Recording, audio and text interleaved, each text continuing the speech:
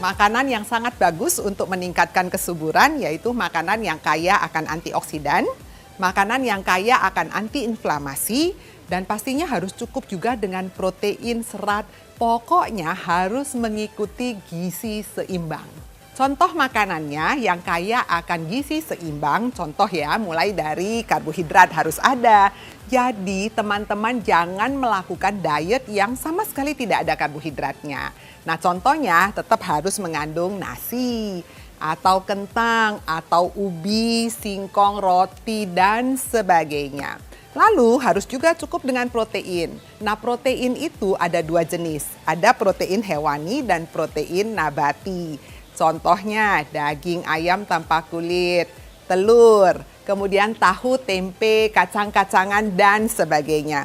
Juga jangan lupa tambahkan sayur dan buah-buahan sebagai sumber serat, dan ternyata di dalam itu ada juga antioksidan.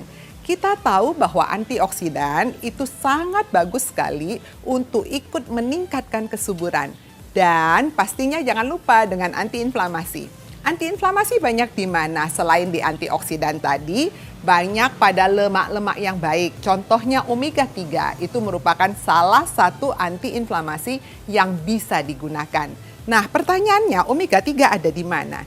Pastinya banyak di ikan-ikan berlemak ya.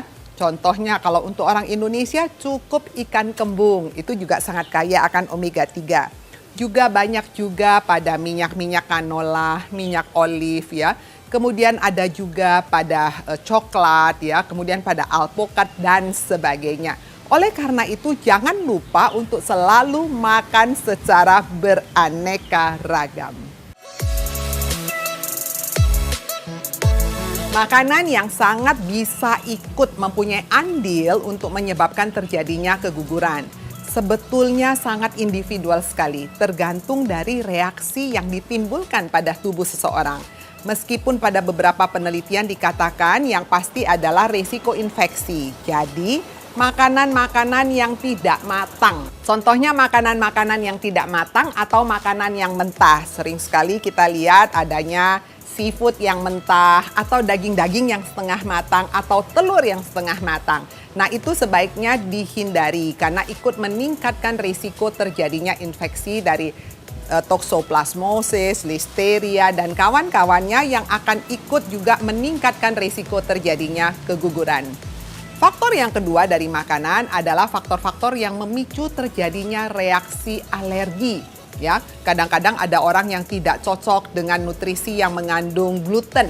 Gluten adalah protein dari gandum, atau bahkan tidak cocok dengan laktosa yang terkandung dalam susu, atau bahkan dengan kaseinnya. Jika memang ada alergi terhadap makanan tersebut, maka sebaiknya makanan tersebut dihindari. Makanan ketiga yang juga ikut meningkatkan risiko keguguran adalah makanan-makanan yang memicu terjadinya inflamasi.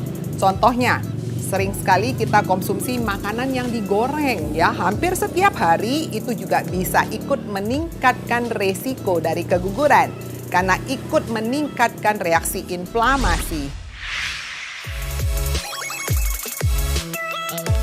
Beragam mitos banyak beredar di masyarakat tentang makanan yang dapat meningkatkan kesuburan. Salah satunya adalah toge yang dipercaya dapat meningkatkan kesuburan pada pria. Benarkah itu fakta atau mitos? Ini adalah fakta.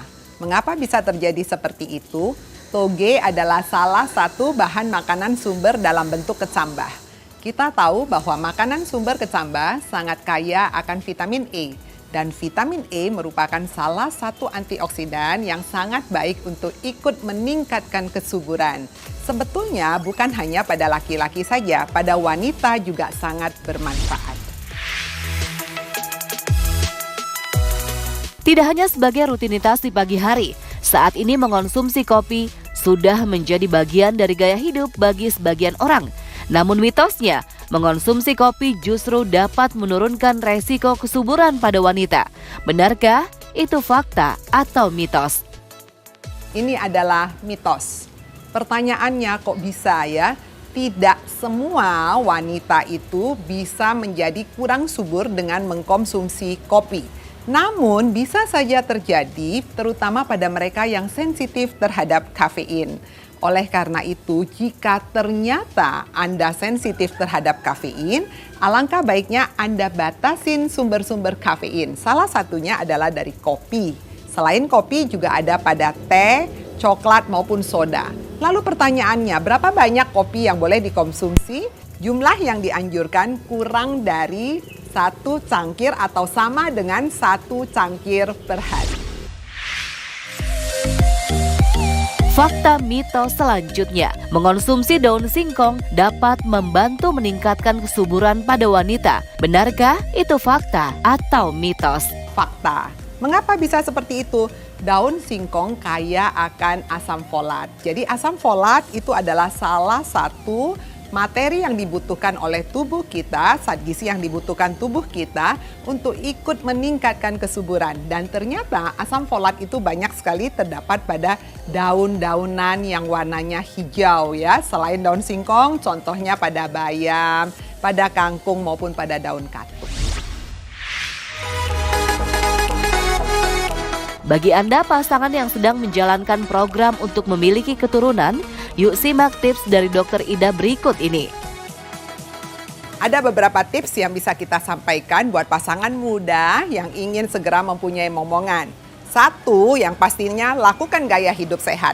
Di dalam pilar gaya hidup sehat, pastinya harus lakukan diet yang baik, yaitu mengikuti gizi yang lengkap dan seimbang.